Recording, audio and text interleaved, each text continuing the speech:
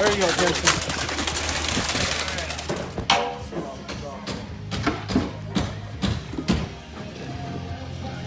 Bring me that sawhorse.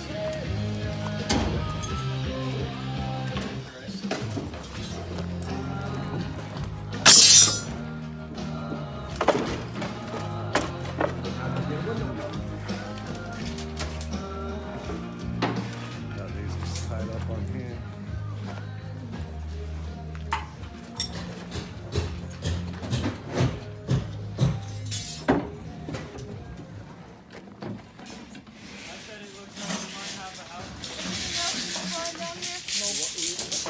I think that was what you saw.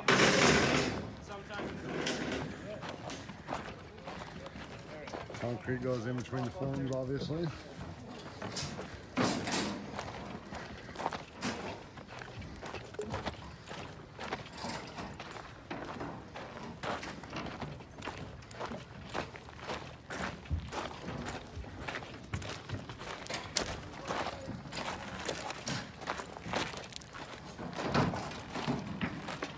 It's kind of crazy how these trucks go out on jack stands.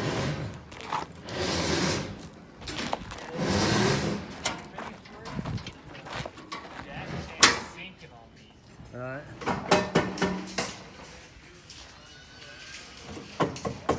Got a door built in right there for the basement area that we ended up adding to the plans. You can see right there. You can see all those nails nailed into the side and the top of the door. That's to hold the concrete for the concrete to grip on. It's called porcupine in the door. It's done on the other side too.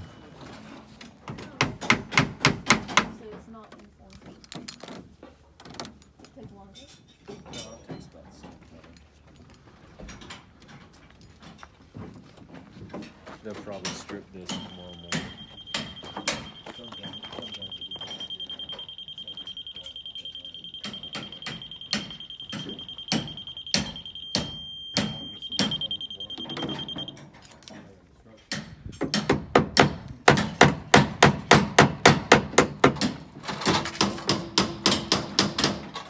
And these nails you're just setting across the top, are you going to run a string from them, or is that just like your fill line? Or The chalk, put the chalk line on it. I see.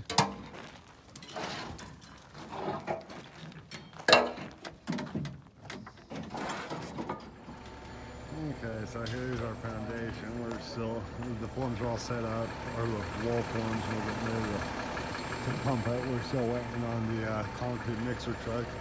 But over here in this corner, where this was originally going to be an elevated wall, and these were going to be 4-foot forms, but since we kind of overdug our foundation a little bit, we're turning this whole area right here. This normally would have been higher, but now it's going to be a basement cold storage area. And behind this wall right here, there's like a door frame built in that's going to put the door in. And you can see all the tied rebar around there, all the corners and everything. It's all formed up.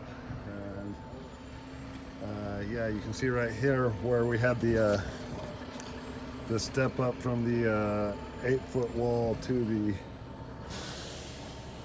4-foot wall. We just cut some 2x10s and ripped them down to 8 inches, and so that's a 4-foot tall board right there, and then like a 2-foot one across the top right there. That's going to allow the concrete to just settle in there properly, and I'll be one giant pour. And then that back corner over there, and the far back corner right there that my finger's pointing at, there's another one of those 4-foot walls and forms. You can see we've got all these. Those are called whalers. Those 2x4s along the back of these walls. That's for support. You can see right here, this area right here is going to be the garage floor, and this is opening for a garage door. So we'll see how that all comes together. This is going to be a smaller garage door right here leading to the same area. Yeah, you can see this is all tied in. We've got these, you can see, so that's actually like a doorway, and then right here you can see these wood blocks are put in here, and that's going to stop the concrete from filling past those areas, because this whole area right here I believe up to the base is just going to fill up to the base of that opening right there, of this opening. That opening right there, it's going to fill to that base. And so this area from this board down is all going to be an empty cavity. And then the concrete's going to fill up to the top on this side. And you can see over here on this garage door, we've done the same thing. So inside that middle section right there, that little corner, there should be concrete. And same thing right there, there should be concrete right there. And you can see again that these are just going to the bottom level equal to that opening right there. And the reason we have those tall forms right there is just because they were out of 8-footers. You can see this nail line right here, these little nails right here. You can see one right there, one right there. He went around the whole thing checking the grade and setting that and did chalk lines, and we drove those nails along the whole distance of it in order to set the grade of this. And then again, you can see right there at that wall, the little step up, the 4-foot wood, and then that going over right there. This looks like this is some kind of like door jamb right here, or a window jamb, I'm guessing, because that's going to be an open cavity right there.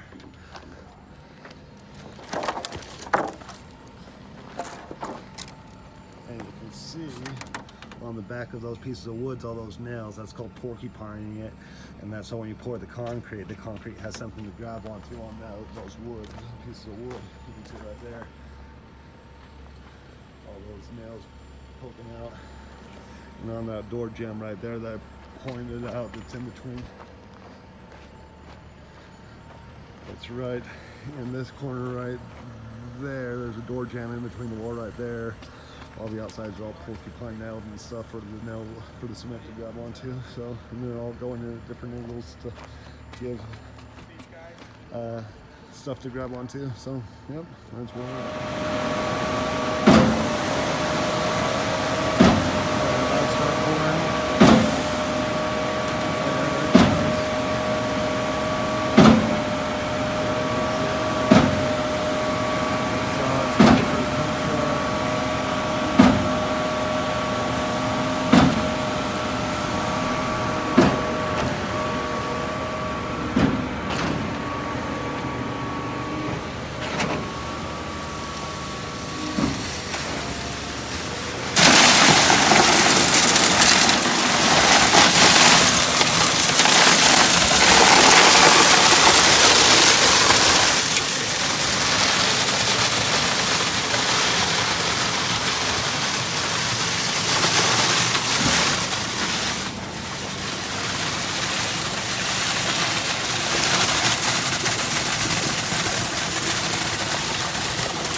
Looks like that thing had Taco Bell.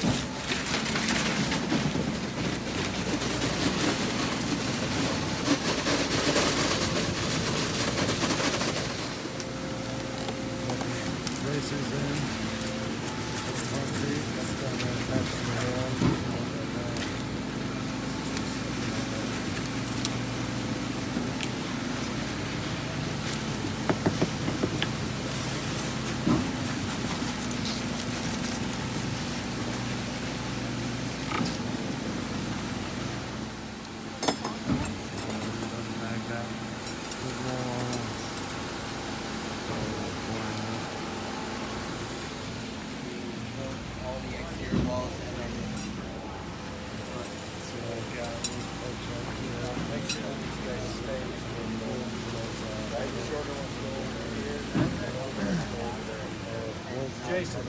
Yeah. You can see that window frame that's going to get cased in with concrete right there, a metal frame.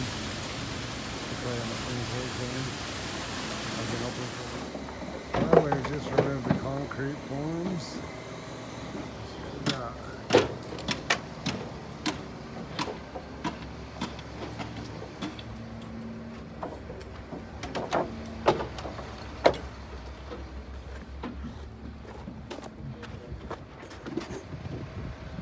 Crazy, this sets in one night. We finished at 6:30 last night. We're already pulling the forms at 7 a.m. in 12 hours. That's it. You see that gap we put right there? Those pieces of wood are never coming out. They got nails stuck in them. We had to pry like mad to try to get them out. I don't know if it'll work. Gap to the garage. Actually, that's a garage right there. That's a secondary door. Might have two garages, I'm guessing. Maybe, I don't know.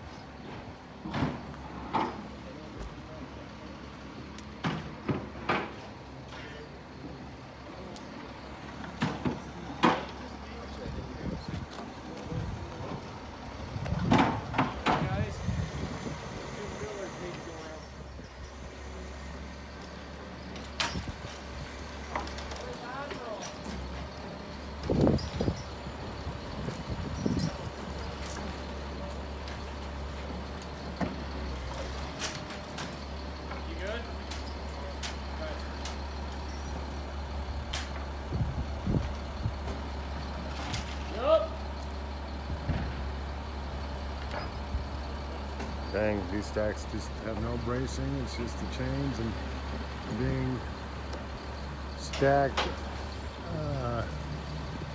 straight up and balanced. Crazy. It's a heavy stack.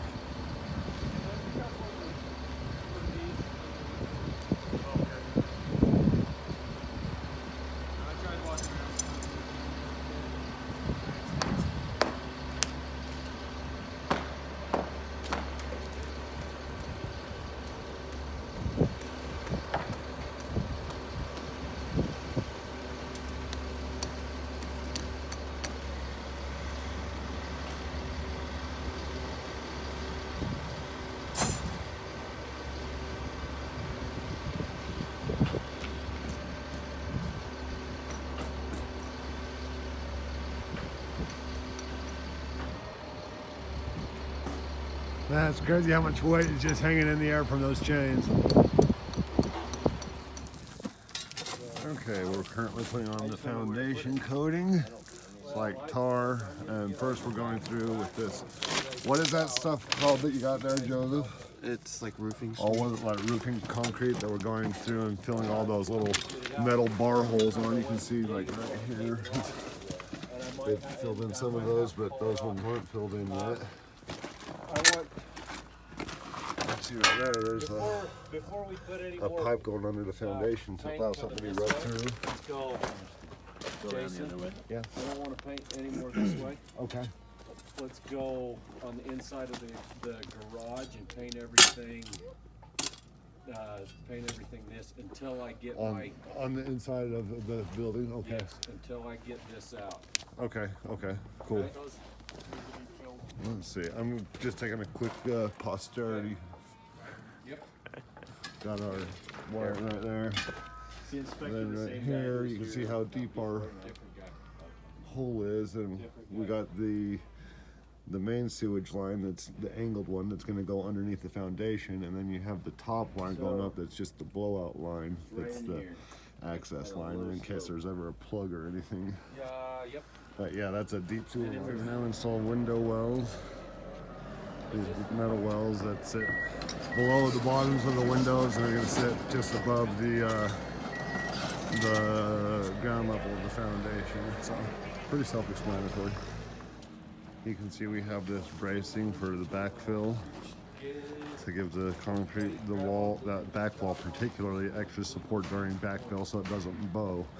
Apparently concrete with the backfill can bow forward. Richie says he's had a wall be out of line about 2 inches after backfilling it and not supporting it. So that's what we're doing there with like that as well. Some bracing, you see those stakes. And they're making some more braces for the walls. You can see how much that board is moved from this backfill. One side so far.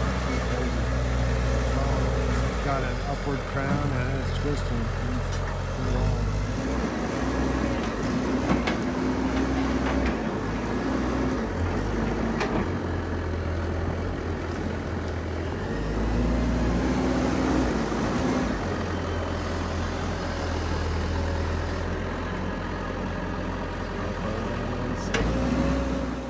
So we did a second access valve those two vertical pipes right there are both going to be capped out in case there's ever like a plug and they need to uncap it to get into like a coil snake down there or whatever to unplug the pipes. The one I was pointing to earlier right here was the one that ended up not working. Nice. Good work. Oh, I'd better not cover the lens. Let's see how you're doing that. What's this technique you figured out? Well, if the accidental brush does not work, you just scoop and fill. Oh, nice. That must be why they started training us early with those skills. Yeah. Yeah, nice. Well, great work. The wall's looking nice and waterproof. More and more waterproof with each application.